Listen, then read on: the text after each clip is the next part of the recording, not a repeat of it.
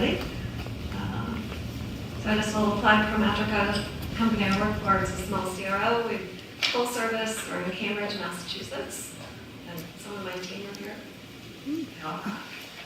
So today we're going to talk about drug accountability domain, another as simple as falling off a log.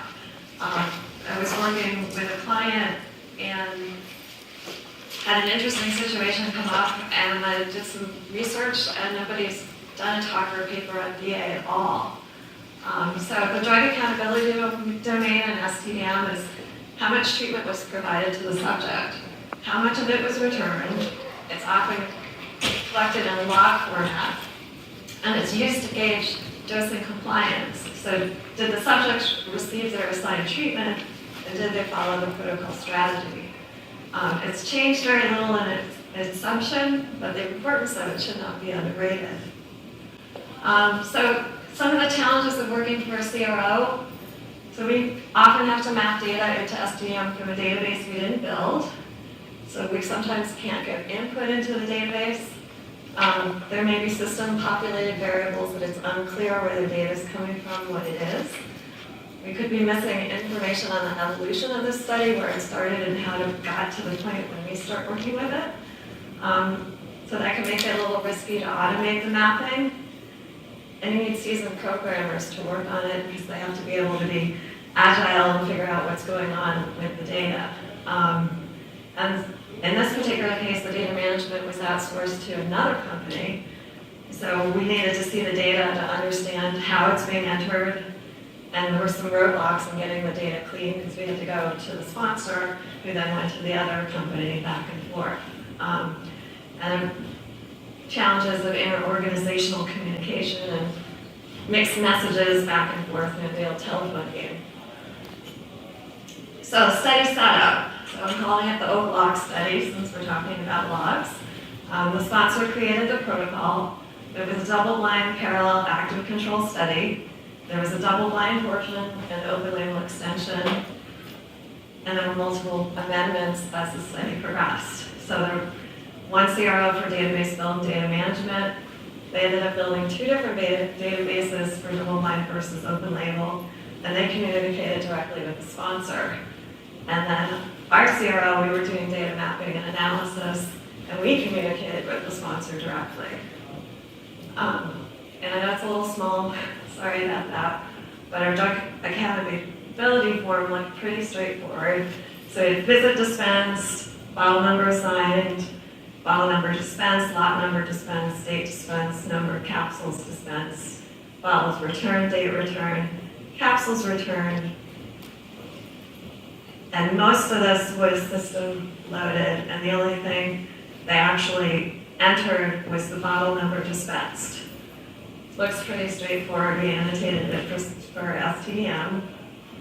Our mapping specification was pretty straightforward, where we have the amount dispensed, the amount returned, category was the type of dried leaves or acorns, capsules returned and then not done if it wasn't dispensed, and not done if it wasn't returned.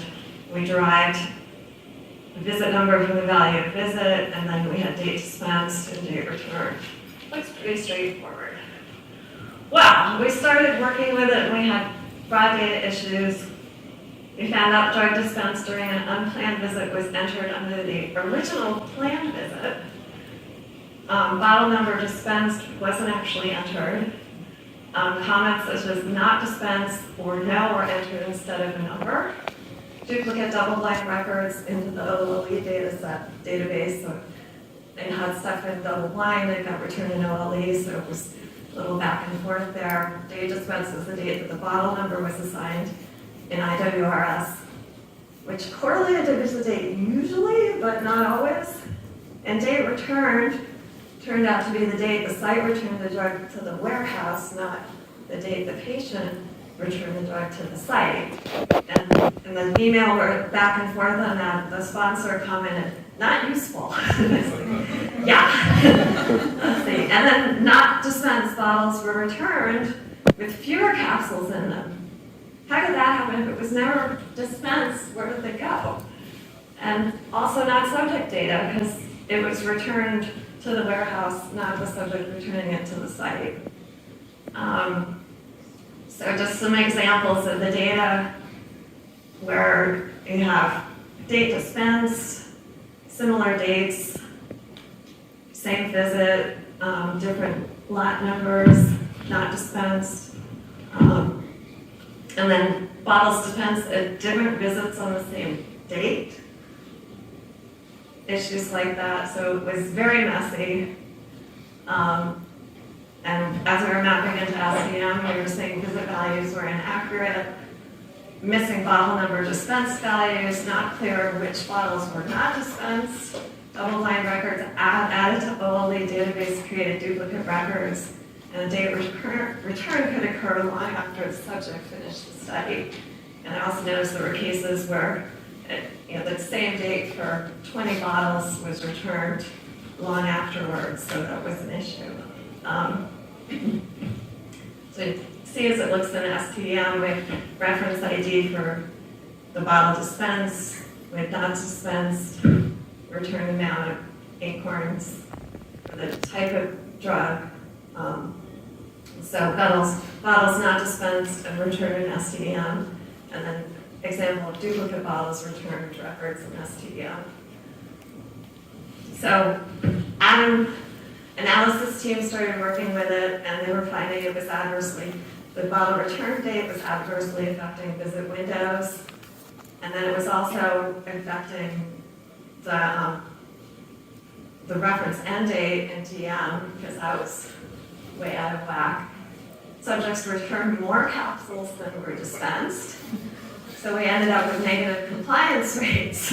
So here we have a negative 9.299% issue with compliance, which just did not make any sense at all. So we went back to the drawing board, and we ended up, the visit dispensed, we threw that out because that wasn't accurate. We did keep the bottle number assigned, and the bottle number dispensed, and the lot number dispensed, and we kept the date, and the capsules dispensed. And then on the return side, we basically got rid of everything except the number of capsules returned. We got rid of everything else. And so we got rid of the not done.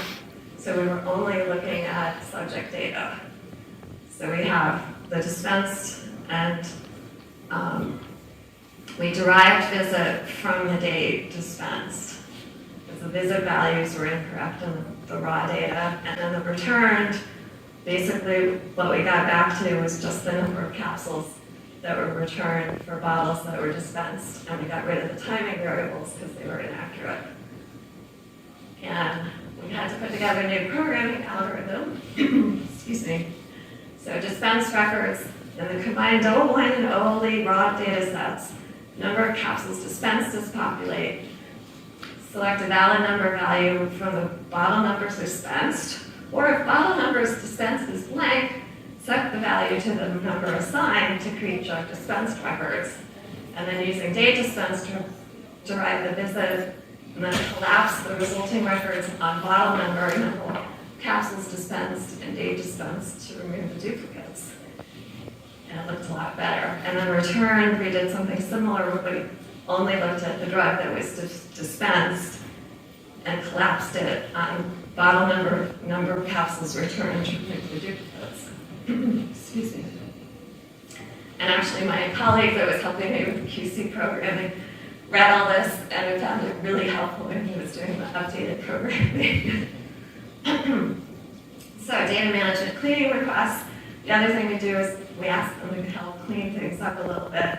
So populate the missing bottle number dispensed values, clarify bottles that weren't dispensed so we wouldn't work with those, and verify that the date dispensed was correct and set to the date of visit, remove duplicate information in OLE, clarify the date returned to see if we could get the actual return date that the subject did it, but that was not available, and clarify the number of capsules returned.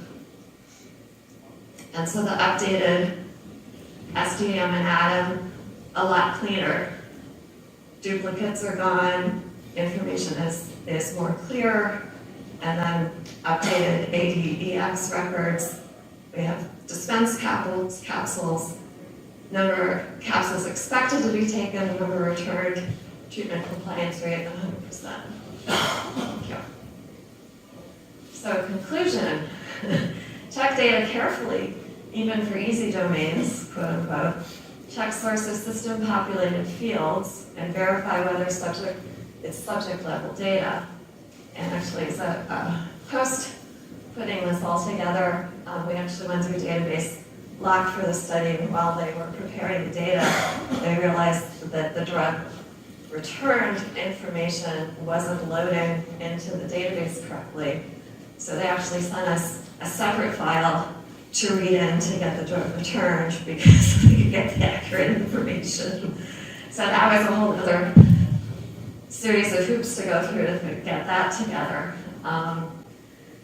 Very important to check results of automation or less experienced mappers if you have them working on something like that.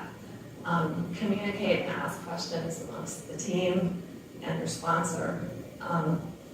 Make adjustments to facilitate analysis. So be afraid to go out of the box and make it so that you have a very clear picture of what you're presenting. And then document everything in the reviewer's guide so it's very clear exactly what's going on. And so the FDA has a clear picture. Yeah, and the other thing I forgot to mention is PROMETRIKA, we're celebrating our 20th anniversary. This is contact information. And that's the end of the presentation.